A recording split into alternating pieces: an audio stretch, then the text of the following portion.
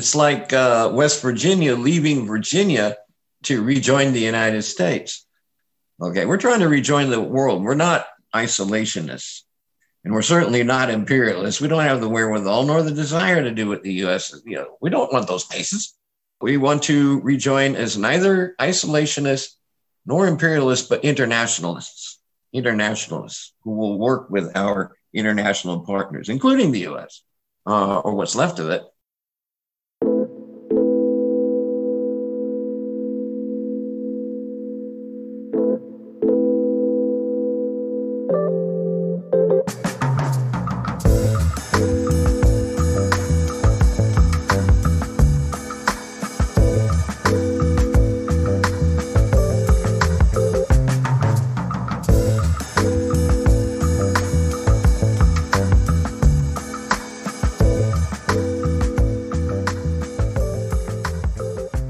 Welcome back, everybody.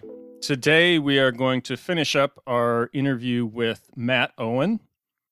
In the first half of the interview last week, we talked about California history, the Baja California independence movement, and how indigenous rights are intimately related to California independence.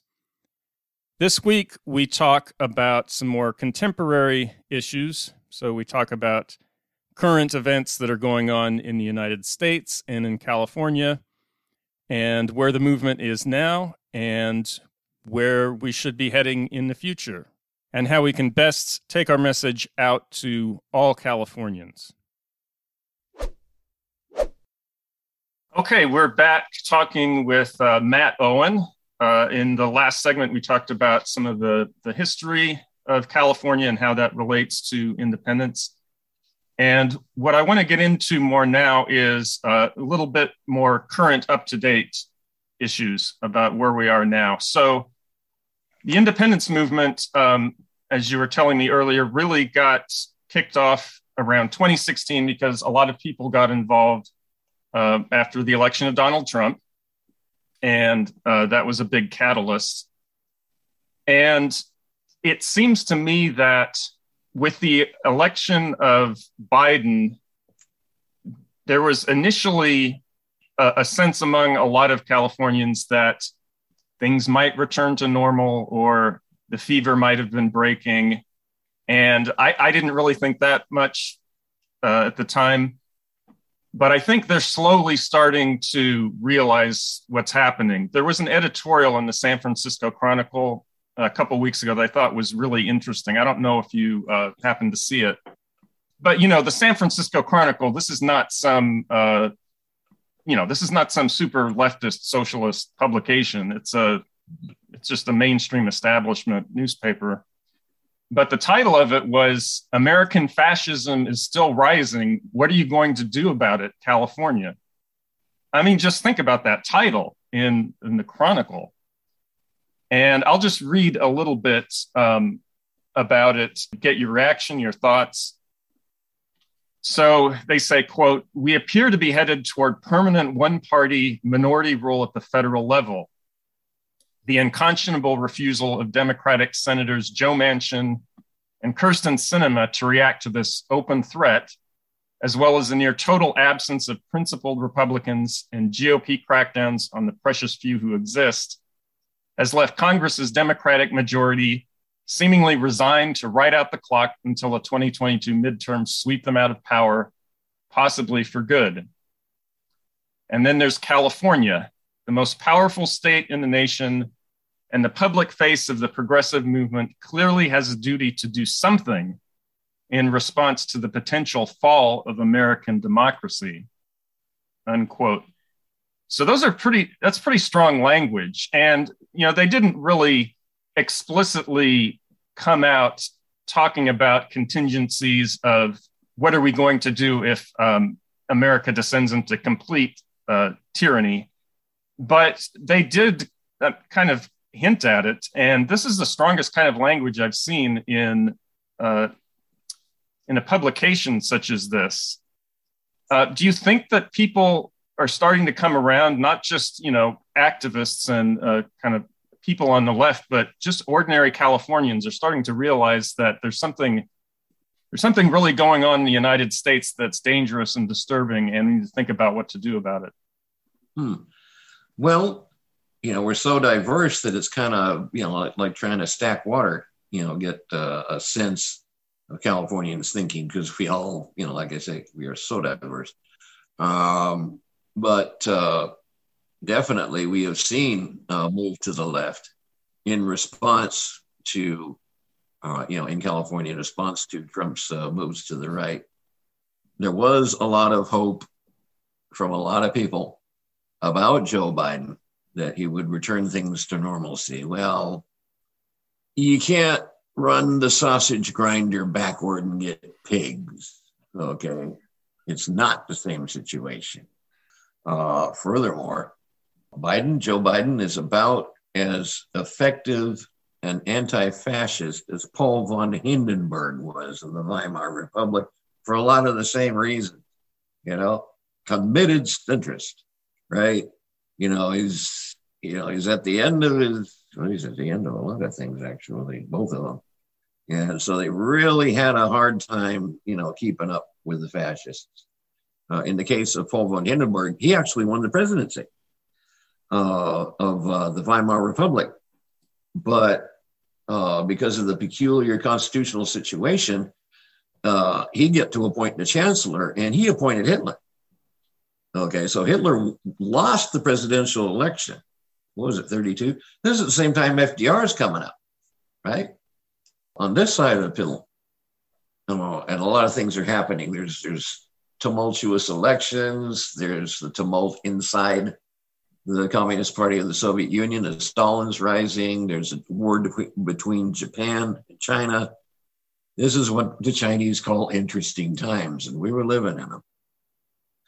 So that was in the teeth of the Great Depression, which is, by the way, the same period of the New Deal in the US. We had something called End Poverty in California by Upton Sinclair. FDR won the election. Upton Sinclair, socialist, suffered the same way that George McGovern did when a bunch of Democrats defected and voted up the Republican. Okay, so we had the same thing happen. So we're looking at Joe Biden, and this weeks in election, just like Trump's election was a squeaky election. So it's very, very close, very, very neck and neck in both. You may have had 4 or 5 million votes in one direction or the other, but because of the arcane electoral college system, it went the other way. Okay. In the case of 2020, of course, it did go with Biden. And that was the basis of the coup attempt. But in any event, we're looking at the rise of fascism in the US and the total inability of the Democrats to even so much as slow it down, even reverse its policies, which they have not reversed its policies. There's still kids in cages. There's still a thirst for committing military aggression around the world. There's still a thirst for those resources that, provide the temptation for those aggressions. There's still a lot of state repression, a lot of systemic institutionalized racism. That's all there. Okay, hadn't changed. And that's not going to provide a concrete alternative to fascism. Okay, it's either fascism or more of the same. Okay, that's what fascists count on, is the inability of those from whom they seek to take power to take the power that they have and use it to invalidate the fascist campaign. They are only now arresting leaders of these private militias that converged on DC. Not one arrest of any politician, okay, from Trump on down, that called for this, which makes a coup attempt, in this case, a dress rehearsal. Hitler was put in prison, okay, with his coup attempt and the beer hall putsch, and then later he was sprung. Well, not only does it not hold people to account, it gives it gives ammunition to the right, because then they use the lack of accountability, the lack of prosecution, as some kind of evidence to deny what even happened. Yeah. They have this ridiculous tale that the putschists that converged on the Capitol were somehow all Antifa and BLM in disguise. What? I mean, these guys that supported the coup were following it quite closely, and they were cheering it on. And now they're trying to sell a lie that everybody knows is a lie. The putschists, their supporters, their opponents, everybody knows it's a lie, that somehow it was all Antifa and BLM in disguise. Huh? This is like this is exactly the sort of ridiculous claims that the Nazis would use against their victims. Okay, Jews, Roma, Social Democrats, Communists. Okay, they would use these ridiculous claims that they were all part of this grand conspiracy to, overthrow Germany, and only tangentially mention, oh, by the way, it's the French that are occupying our industrial base. Okay, it's not Jewish people, it's not Roma. Okay, it ain't communists, it's the French. Okay, but these other guys are behind it somehow. So it was just, a disregard, a contempt for truth.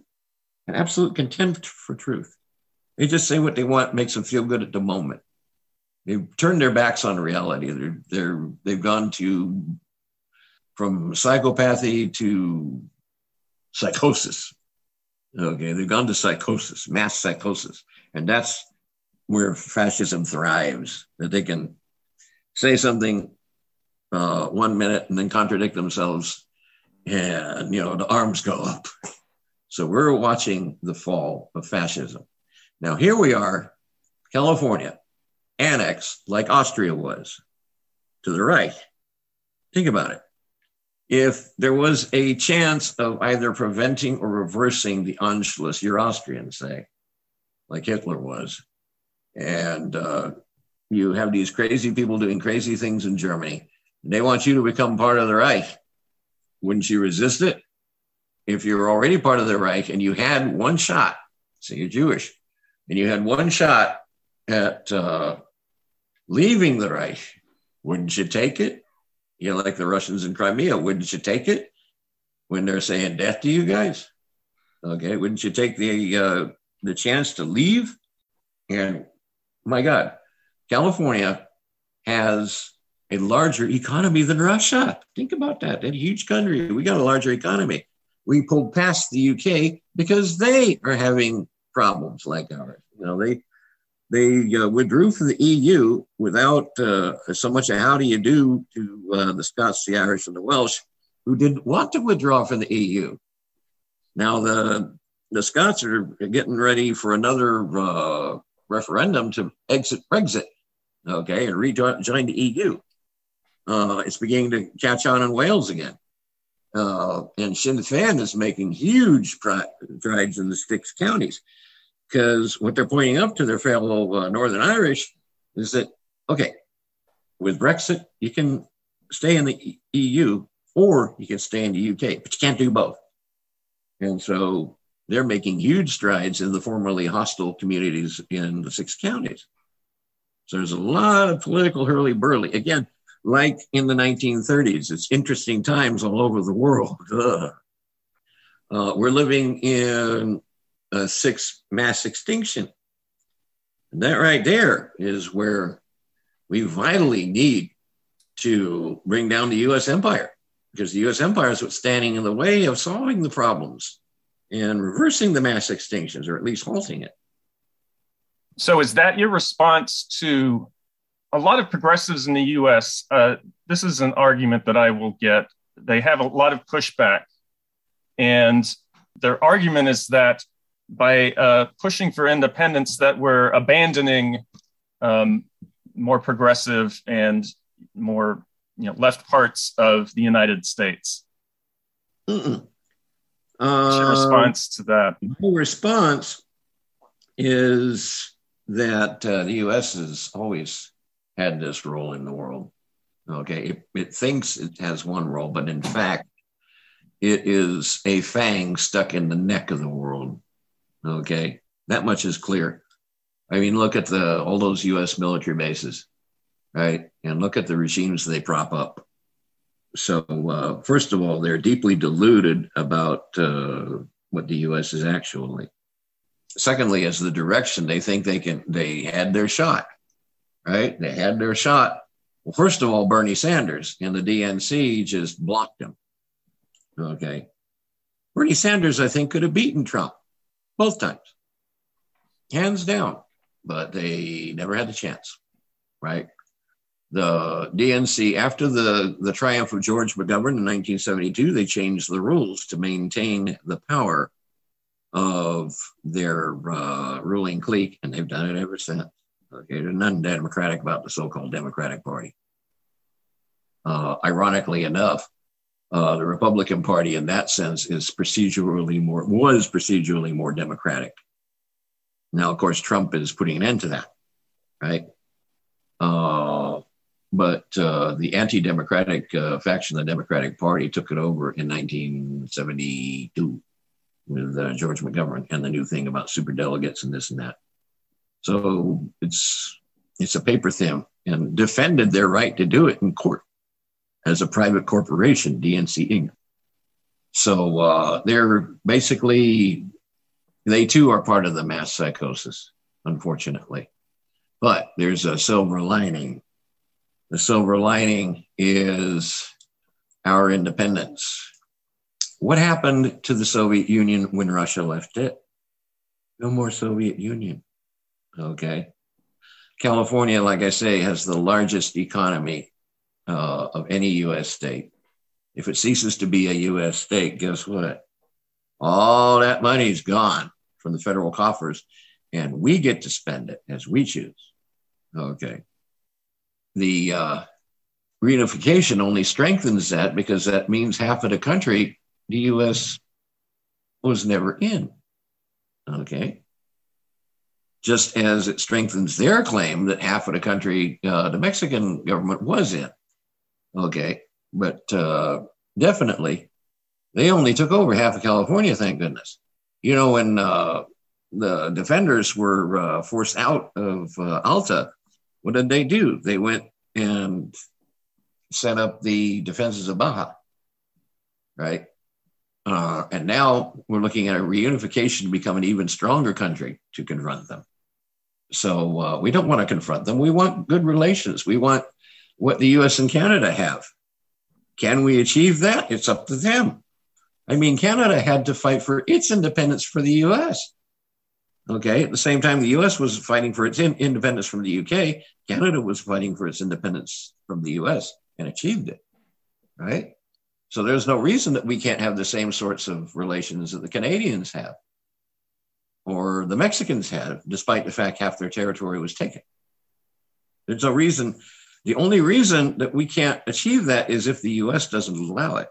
But again, because we are so much a larger economy than any other North American country besides the U.S., to unhook the most powerful locomotive from a train that's going uphill, what happens to the train? It falls. And so that's our prediction, is that, and there are, the smarter people in the room and what's left of the U.S. realize this, that if we leave, the U.S. is going to go the way of the Soviet Union. Check your map. There is no more Soviet Union. Okay, probably break up into regional confederations. And that removes the threat of U.S. imperialism, because it becomes unsustainable.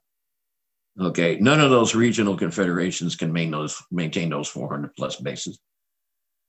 Okay, and so what happened to very few overseas Soviet bases? When they fell, they went bye-bye.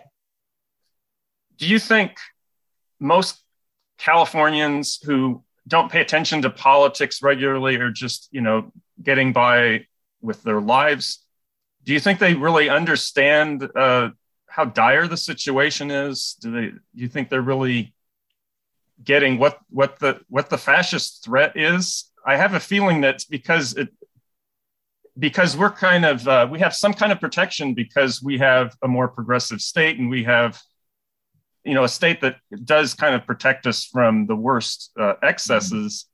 Yeah. That unless it's something that unless it's a particular issue that really immediately affects somebody in their life, then they pay attention. So there's a possibility that if the Republicans take all branches of the federal government, I think they're going to make a push to outlaw abortion in all 50 states.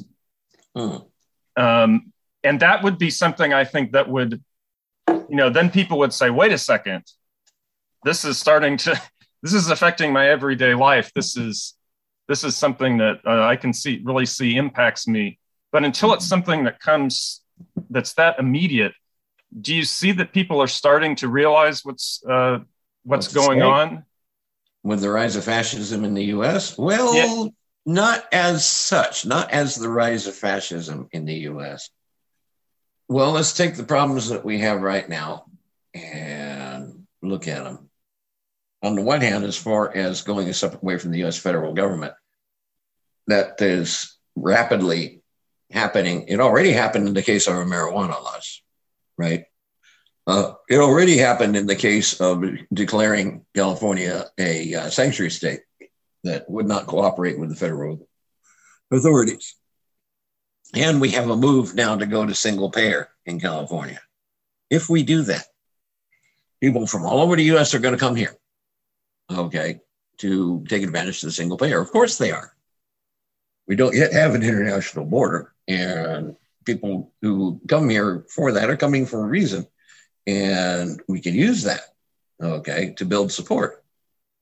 But as far as the problems we're facing, we face it every summer, sometimes into the spring and into the fall, fires, okay?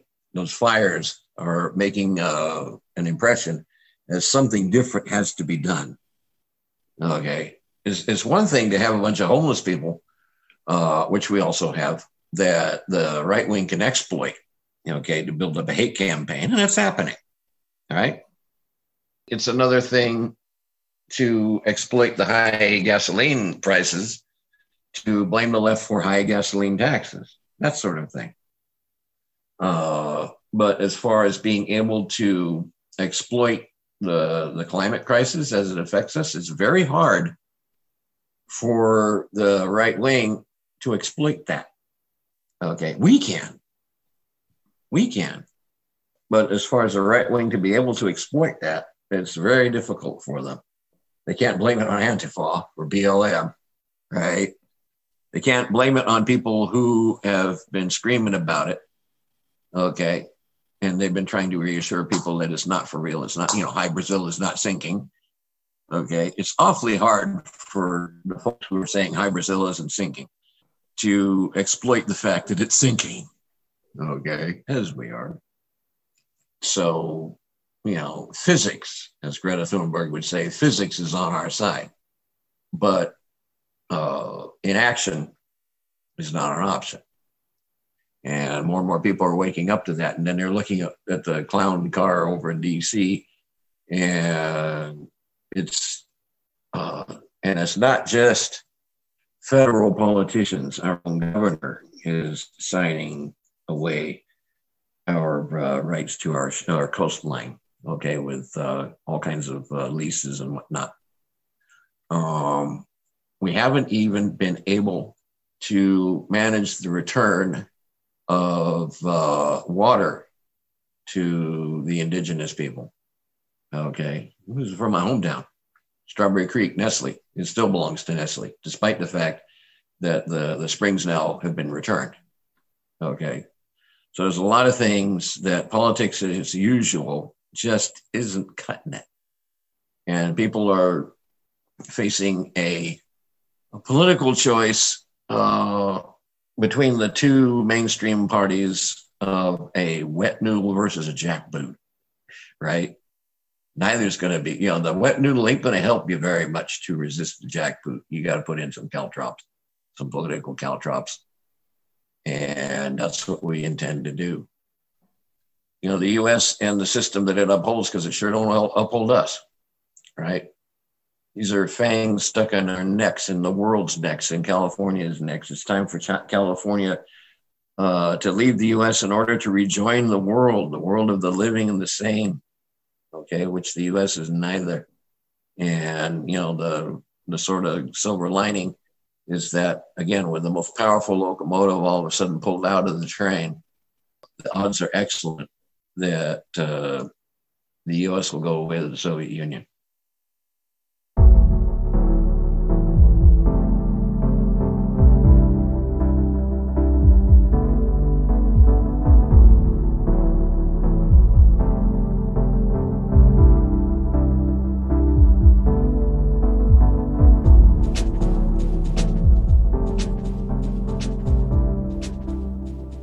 Yeah, I think that's really important to point out. A lot of people will look at a movement like this and say that we're trying to be isolationist, or it's some kind of it's purely nationalists or retreating from the world. It's just the opposite, really. Mm-hmm.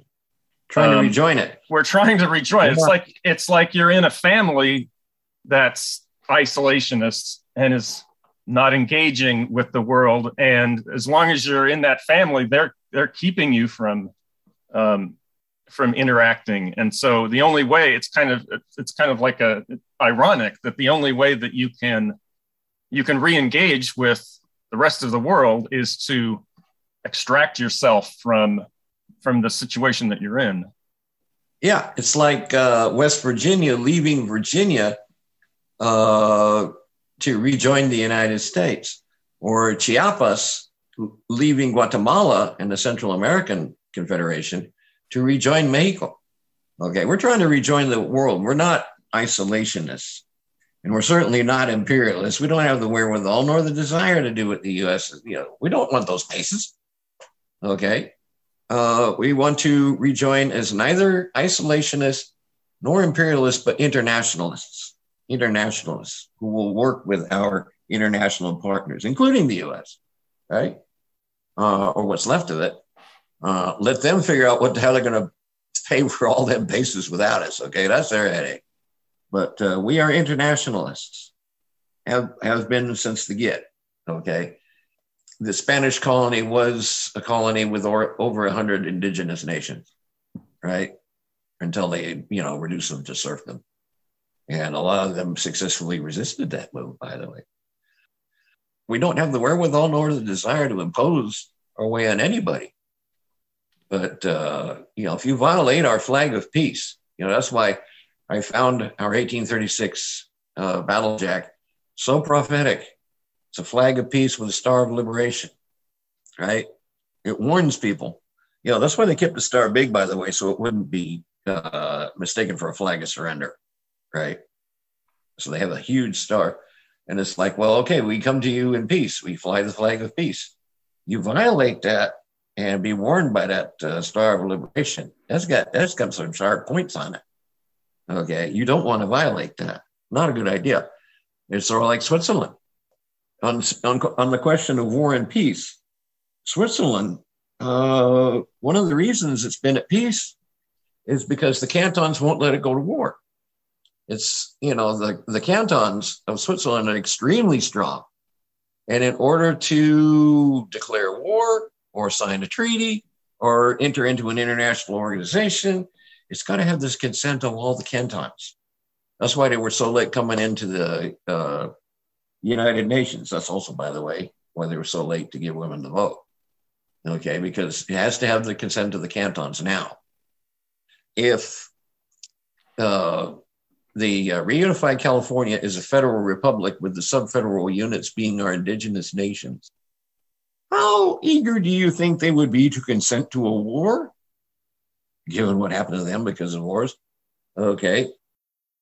Don't you think that they would insist, if we want to join the United Nations, that's great. Well, wouldn't they also want to enjoy, the International Organization of Indigenous Nations? Wouldn't they want to join those?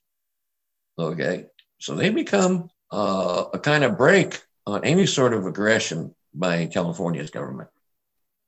With an economy larger than that of Russia, we're perfectly capable of deterring aggression. The Swiss, they have an adequate force, and we could have an adequate force, and that's all we need. It's not going anywhere. It's not leaving California. We're not trying to take the world over. We're just trying to rule ourselves, just like the Swiss.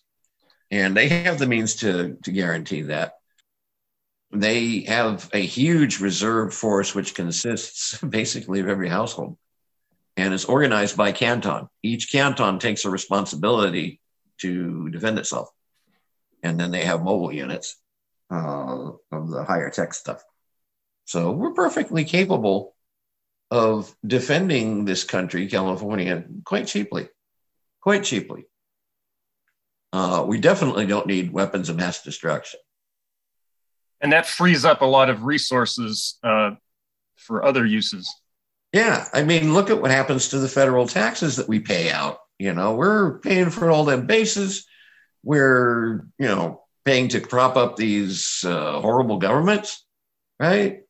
We got people who are bleeding and dying in wars in other people's countries. We wouldn't be doing that. The feds are trying to say, oh, well, how can you do without, the post office and, our wonderful healthcare system? And they're like, oh, please, really?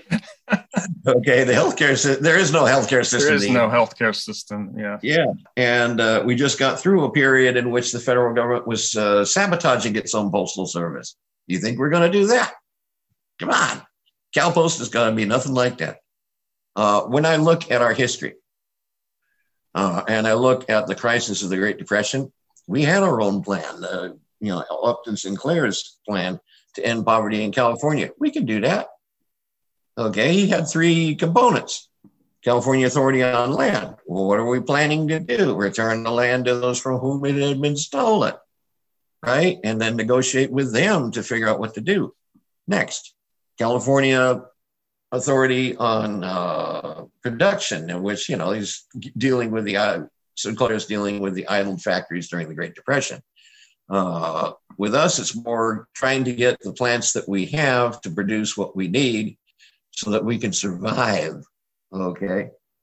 And, we know how to do that. Silicon Valley definitely knows how to do that. And it's been known how to do that since the 1970s when they tried it in Chile with Project Cybersyn. Okay, what they call Checo. And what we would call, Calico, economic authority that could, that's not like the old Soviet Gosplan where they try to plan everything down to the nth bolt nut. No, it's just doing what needs doing, making sure it gets done. And that's all you need to do. And that's all they tried to do in Chile until, the U.S. overthrew them. Till that dark California, day. Yeah. That was the dark. That was the other 9. That was the first 9/11. The other 9/11. Yeah. Yeah, the other 9/11. You got that. And then California Authority on Money. This is a public bank. Who's going to back our currency? Our public bank. Of course they are. Okay. Whatever Cali Bank we come up with is going to, and there's already a functioning model in the U.S. of the Bank of North Dakota. So all you do, which I did, by the way, a number of years ago, is to amend the California Constitution to have a charter for a California bank modeled on the Bank of North Dakota that plugs into the appropriate sections of the California Constitution, just like theirs plugs into the Constitution of North Dakota. We can do this. Yeah, we can do that standing on our heads. What's going to be a bit of a challenge is when we move to reconcile the constitutions of the 3 California states, Alta, Baja Norte, Baja Sur. So when we have the Convention of the Californias, that's going to be a bit of a challenge. But we got both federal constitutions and UN documents and a whole bunch of other examples to draw on when we come up with our national constitution in the Convention of the Californias. Okay. So, yeah, we got a lot of work ahead of us, but we can do that work. If we couldn't, how do we end up with a bigger economy than the UK? Yeah, the turning point for me really was like Super Tuesday last year when I realized that some kind of solution on healthcare was never going to come in the United States. Mm-hmm. And that was just my moment when I said, I've had it. Like, I don't want to be part of a country and a society that isn't able to figure this out. It's barbaric. It's it is. Oh my God, it is. And as long as we're part of the U.S., we suffer from all the U.S. problems, the lack of healthcare systems, systemic racism, the ridiculous. Well, let me tell you how ridiculous. The $1 trillion companies, most of them are right here in Silicon Valley, right? Tesla, Apple, Google, Facebook, the people that try to put billionaires in the moon and to our everlasting, disadvantage, bring them back. Why not just do a fire sale, half off to Pluto? There, now you can be a plutocrat. You can be a plutocrat on Pluto. How about that? Right? Yeah. So, that's the things we're doing instead of what he's doing. With these $1 trillion companies. And Tesla, he wants to move to Texas. Okay, he wants to go to Texas where it's cheaper and he can get away with more stuff. And it's like, sure, go ahead. You can exploit the workers more. You want your plant to move to Texas. That's another story. It's not like California didn't help move, to build this thing. And of course, Facebook and Giggle, what do you want? Amazon, okay, Jeff Bezos. That's right up there in Seattle, which guess what? They have their own independence and reunification movement called Cascadia, which we kind of predict will come right behind us. British Columbia, Oregon, Washington also used to be the same, what they called Oregon country. So the same thing got done to them as done to us. So they got sliced and diced. Okay. And again, there are indigenous people there whose territory that border runs through. So a huge tsunami of change is getting ready to go on the entire west coast of North America. As we wrap up, I want to finish off with kind of how you think we should be messaging as we go forward. I mean, I've been pretty outspoken, especially recently, that I view the independence movement as fundamentally an anti-fascist movement. That's the foundation of it. But yes. Not everybody in California necessarily shares the same kind of maybe class conflict viewpoint between labor and capital that you and I do. How do you think we really mainstream this message really to the masses of Californians in a way that is true to ourselves and what we believe, but also is in a way that's going to attract a lot of people? I don't know if that question makes sense. It makes perfect sense, and I am so grateful you asked it. Because Upton Sinclair tried running as a socialist, that didn't work. So he run as a Democrat, trying to sell socialism through the EPIC program, and a bunch of Democrats defected to the Republicans. We've seen this. The touchstone of democracy, I think, is very important to point up that the system we have is anti-democratic. Okay, to use the political critique of pointing up that we live in a system in which power, which is after all the basic, fundamental variable of politics, is bought and sold for paychecks. Okay, we are forced to sell power over our work for paychecks by the system. Okay, and that bears the same relation to democracy as did all of its predecessors going back to slavery in Athens.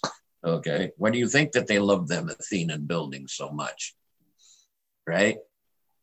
That was their democracy, and the rest of us say, well, so we sell it as democracy.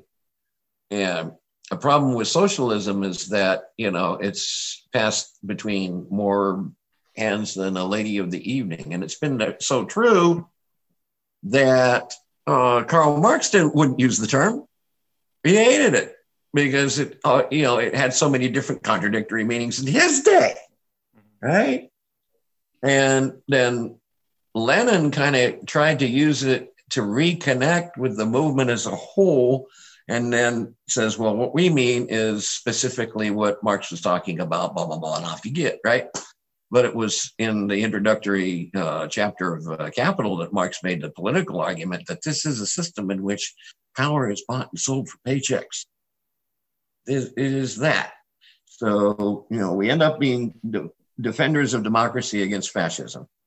Okay, we burnish our anti-fascist credentials, which is why I find that flag of ours so prophetic, right? The very next instance in history that it shows up is on the caps of the Red Armies, after all. Okay. It certainly didn't mean Macy's. But yeah, we sell it as defending democracy. We sell it as defending the planet, for God's sakes. Okay. We're on fire. Look what's happening in Australia and Argentina right now as we speak. And it's going to happen to us again. It's going to be worse year over year. And so we got to do something drastically different. We have moves, tangible moves in that direction. Here in San Jose, they got a wonderful trolley system. I go back to them to the IE. What's that? Okay. They're getting all thrilled about putting a tiny little light rail between San Bernardino and Redlands. Big whoop. Okay. That's like putting in between San Jose and Milpitas up here. It's so backward. But, they're electrifying the Caltrain here, but they're not electrifying Metrolink back there and so on. But the point is we have to move away from cars, not just from internal combustion, right? That's where Musk has us on the back foot. Amazon is a huge, up there in Cascadia and Amazonia. I come from Amazonia. I come from a place where there's mile after mile after mile after mile of those distribution centers, fulfillment centers. And what does that tell you? The stuff's being shipped through. It's not being made there. These are not factories. It's not being made there. But, we've got some reckoning to do. The good news is being done. Okay, slowly, in absolute terms, but in relative terms, it's really picking up. We got waves of strikes. Okay, we may actually catch up to China, where they've had record strikes year over year for a decade. You don't think the Chinese workers are standing up? They're screaming. They haven't screamed. Last time they screamed this loud, they had a revolution. And, the Chinese Communist Party knows this fact. Okay? So they're screaming, forcing the CCP to listen to them. But as far as what we're doing, we don't have the kind of historical leeway the CCP has. Socialism with Chinese characteristics is whatever the Communist Party says it is at any given moment, and they change their minds. And nobody outside that, the only thing they can do is stand up and scream, which they're doing, by the way. We don't have that kind of leeway here. Our socialism has to be sprung from California values. And we did that with the end in poverty in California. And we did that before that, where we almost elected a socialist mayor of Los Angeles in 1911. Over a century ago. So, our socialism would, of necessity, we don't have the leeway the Chinese Communist Party does. We have to spring from our own values. And a touchstone of opposition to fascism that goes deep to the root of capitalism is democracy. Okay, not the DNC. Okay. And the other piece of good news, wonderful news, is that Peace and Freedom and the Greens have reached an accommodation in which the Greens and PFP will not compete with one another for candidates. That makes both parties stronger. Well, the Greens is part of an international movement. The Peace and Freedom Party is too, but as a party, they've never stretched beyond California. What that'll probably mean is they'll drop their candidacies outside of California. Why can't the Greens and the PFPs have the same accommodation that the Christian Democrats and the Christian Social Union have in Germany. The CDU campaigns in the Protestant areas, and the CSU campaigns in the South, mainly in Bavaria, right? And so why can't the Greens and the PFP have that understanding, have a modus vivendi to where the Greens leave California to the PFP, and then PFP, just concentrates on California? That would go a long way towards actually getting PFP to join our independence movement.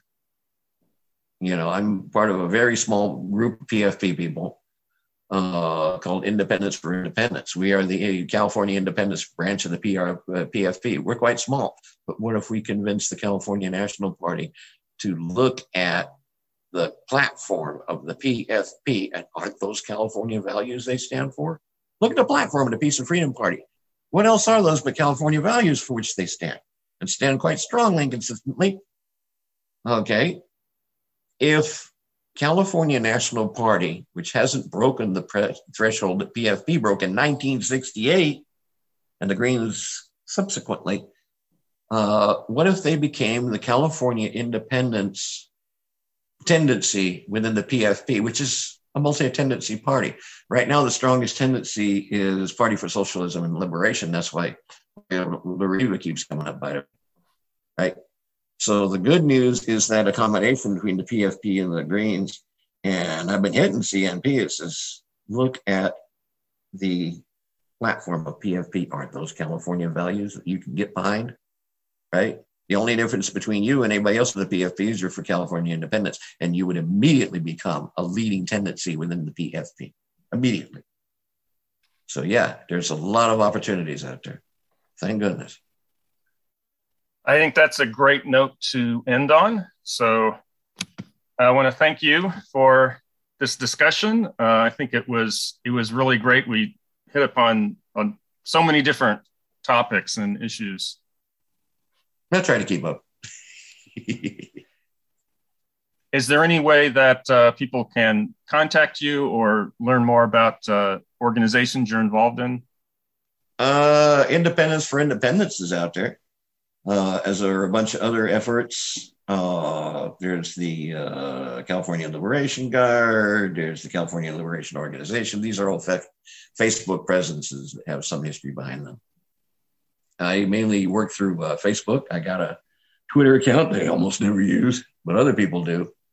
And what I'll do is if I find something interesting in Twitter, I'll rebroadcast it to Facebook. So most of the stuff that I rebroadcast that I find of interest comes through my Facebook stuff.